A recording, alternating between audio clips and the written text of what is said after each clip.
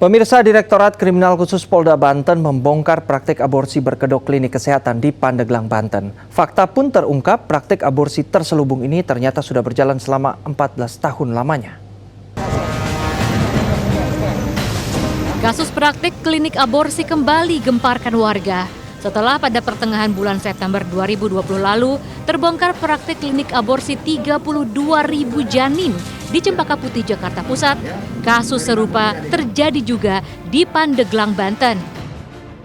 Direktorat Kriminal Khusus Polda Banten membongkar praktik aborsi terselubung sebuah klinik kebidanan. Dua tersangka NN dan ER diamankan polisi. Keduanya merupakan bidan dan perawat di klinik kebidanan ini. Di lokasi, polisi juga turut mengamankan sejumlah barang bukti yang digunakan untuk mengaborsi para pasiennya. Kasus ini terbongkar setelah aparat berhasil menangkap RY yang baru saja menggugurkan kandungannya. RY datang ke klinik kebidanan yang dikelola dua tersangka untuk menggugurkan kandungannya. Setelah berhasil menjalankan niatnya, RY pun keluar dari klinik dan pulang ke rumah. Namun di perjalanan, RY dicegat aparat yang sudah menaruh curiga terhadap klinik kebidanan yang baru saja didatanginya. Dan benar saja, praktik aborsi dengan modus klinik kebidanan ini ternyata sudah dijalankan selama 14 tahun lamanya.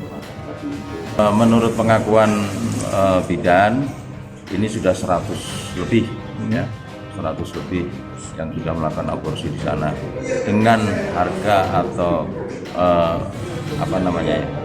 yang membayar 2,5 juta untuk sekali aborsi. Rata-rata di luar nikah, hubungan gelap. Janin yang kandungan yang sudah berbentuk janin itu dibawa pulang oleh pasien, tapi yang masih di bawah 3 bulan masih dalam bentuk gumpalan darah itu dibuang di saluran wastafel.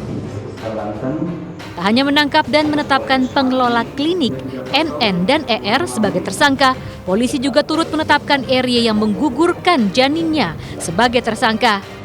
NN dan ER akan dijerat Undang-Undang tentang Kesehatan dengan ancaman 10 tahun penjara, sedangkan RY terancam 4 tahun penjara.